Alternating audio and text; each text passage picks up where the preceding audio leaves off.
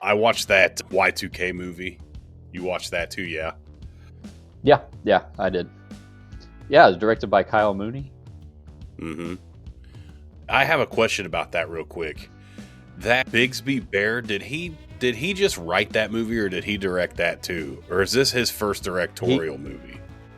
It might be his first movie, because I was looking that up. You watched Bigsby Bear, right? I actually haven't watched it, but I was interested in it.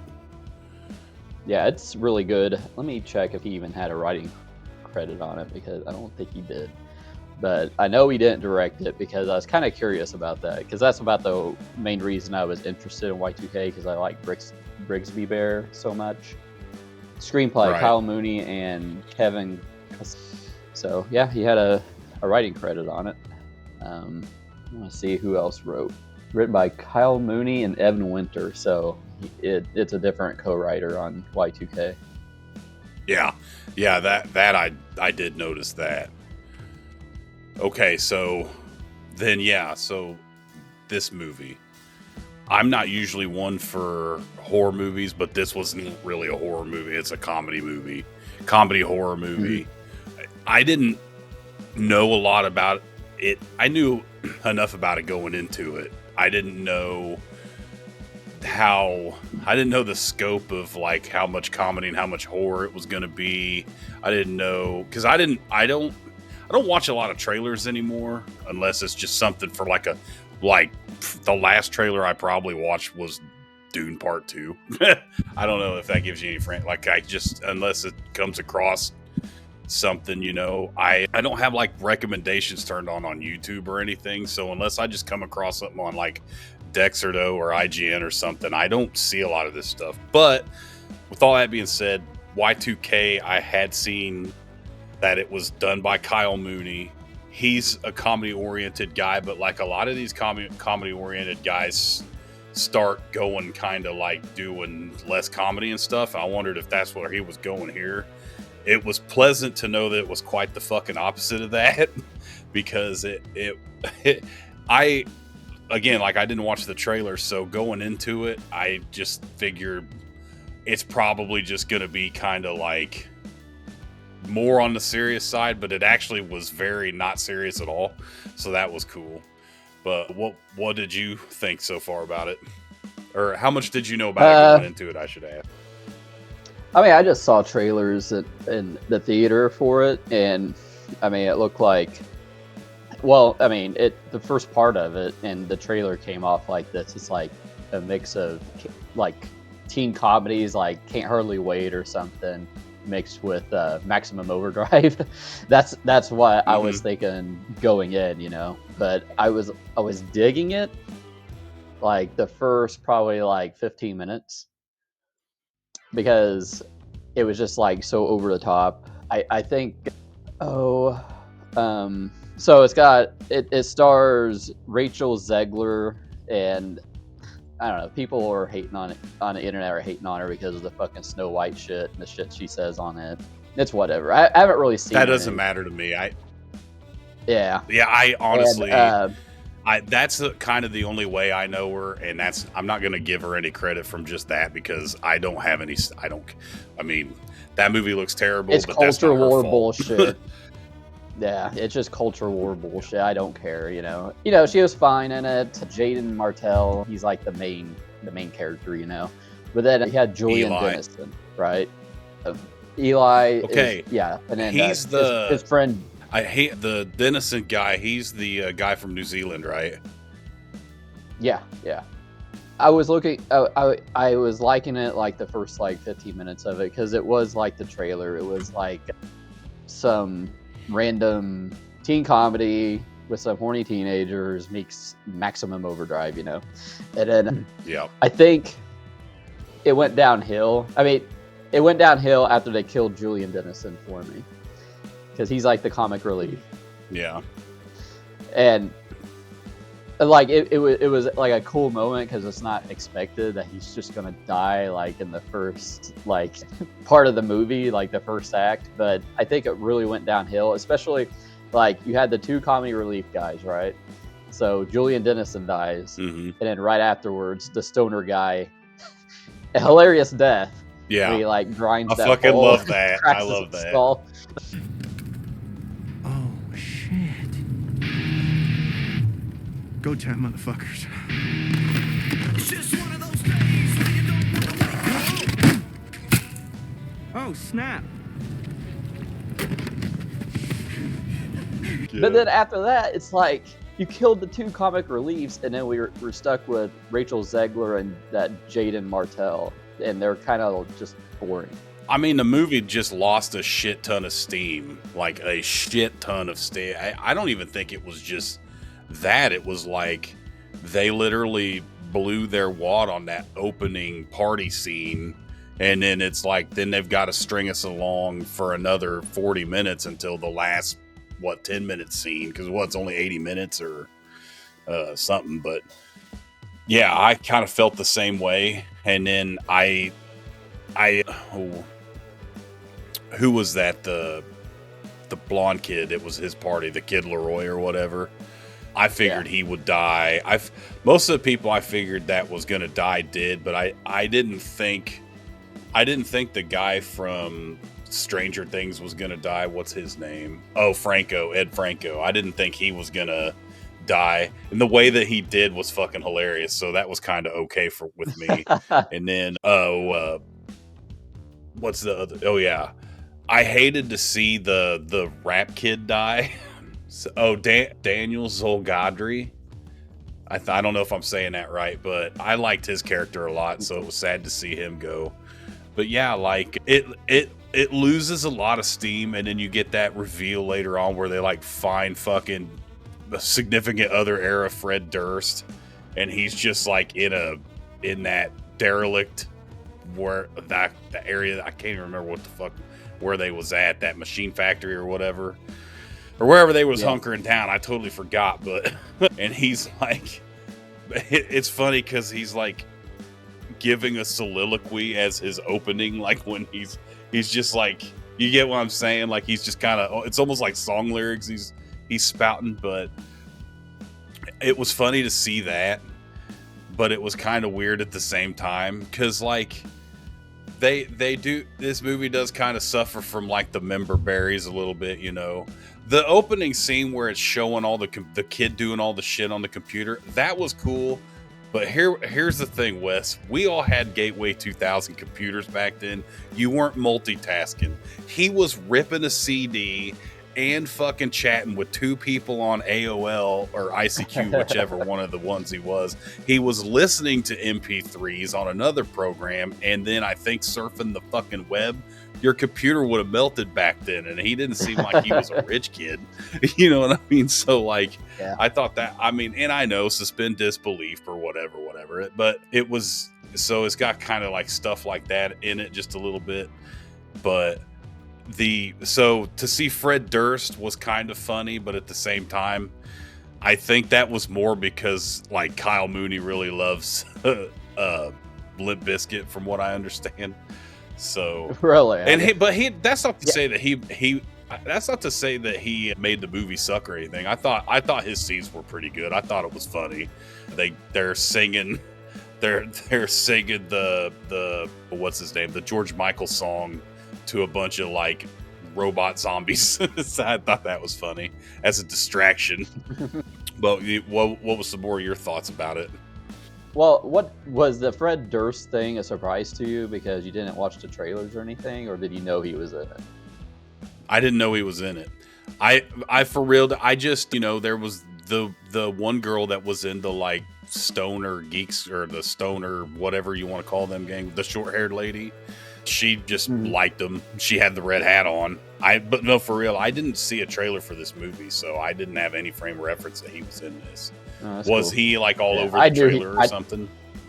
I knew he was in it. I don't know if he was in the trailer, but I just knew he was in it just from advertising online and everything. But okay, yeah, I liked Fred Durst in it. It was fine, but I think it's like a joke that ran a little too long. Like, just my opinion. I mean, I'm not a big Limp Bizkit head or anything, but yeah, I thought he was pretty I was good happier to see Wes Borland. Yeah. Because he's like in the zombie crowd. And he's like, what? And then he goes, Wes Borland? He like says his full name. Like, it's like, He goes, West Borland is like, I just thought that was funny. Oh yeah, you were talking like about member berries and everything. Like, I mean, these characters are probably like around the age that we are at that time, so we should probably be a lot more familiar with everything going on. But yeah, did anything stand out? Was it just like the music, or? Well, I mean, dude, that's kind of one thing is like, I feel like they picked some of the fucking worst songs to represent the 90s. That's maybe just my opinion. Like, I'm not saying every song should be Nirvana or anything, but it's like, you got like a half a second of a Korn riff or something. I thought that was okay, because I don't know, how often do you hear Korn in movies? You know what I mean? But like, not that I'm a big Korn fan anymore or anything, but it's just like, that's something I always noticed before.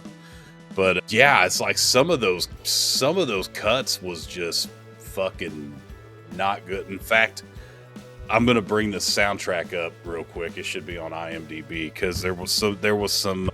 I had some comments, and this is not gonna be me trashing music. It's not like any of the songs on the soundtrack weren't fucking hits or anything. But it's like you had goddamn like Edwin McCain on there, I think. Like just to be a romance song. The trivia right here, soundtracks. Yeah, but it's like, okay, so, well, obviously you're gonna get you're gonna get the Limp Bizkit songs because Fred Durst is in this. They play break stuff when they're breaking a bunch of shit for no reason, I guess. Oh yeah, Praise You by Fatboy Slim. I fucking hate that song. I'm sorry, that's objective, I know, or subjective, whichever word I'm using, wrong or right. I don't like that song. And that's not to say I don't like Fatboy Slim. I just don't like that song. It's like, and then that's the song that opens the movie, right? Yeah, and then not only does it open the movie, but it's like the whole song. It's like, is it over yet? And then Flagpole Sitta by Harvey Danger. It's like that song was in every teen movie we grew up watching. Fuck, it was the goddamn music for half the trailers for half of those teen movies we grew up watching. So that was one of the big comments I wanted to make there. And then I'll Be by Edwin McCain. I'm not a terrible song, but it's like, it's kind of just a weird choice for, Hub Thumping. Do they play that? I know they sing it, but is that song actually played in the movie? I know the kids like sing it, but is that in the movie? I don't really remember. I don't know. Oh. I mean, and then Candy by Mandy Moore. Out of all the four blonde horsemen of the Singpocalypse of the 90s, from Britney Spears, Christina Aguilera, Jessica Simpson, and Mandy Moore, they pick her, Famine, the one that didn't have any hits, except for that one. So I thought that was interesting. What do we got? Yeah, the half second of Freak on a Leash.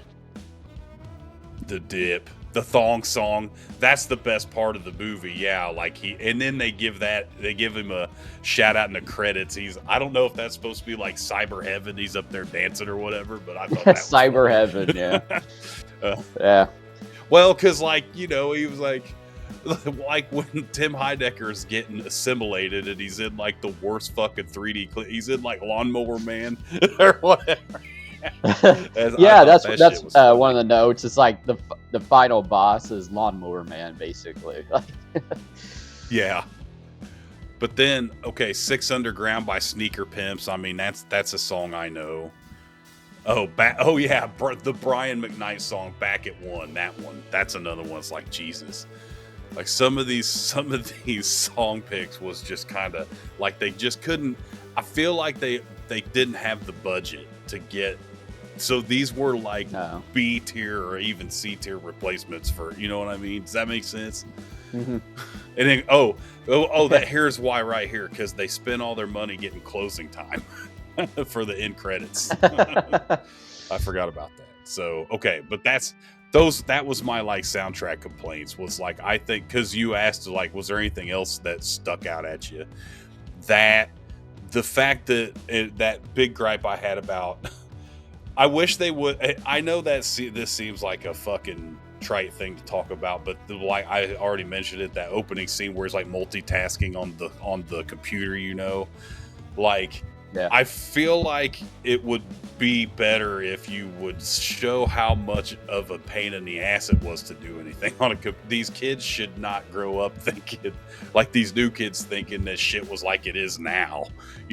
We're recording this. I've got two screens, and all this other stuff. It's like, hell, I think you would like burn me computer games and stuff, and it would take 4 CDs before it would burn all the way. You have to waste 3 fucking CDs because it like melt inside of itself or something, or the algorithm would trip out. So that, well, there's 3 CDs wasted. I have to give you another one. So that was just something small that kind of gave me some shit. But did you have something in mind?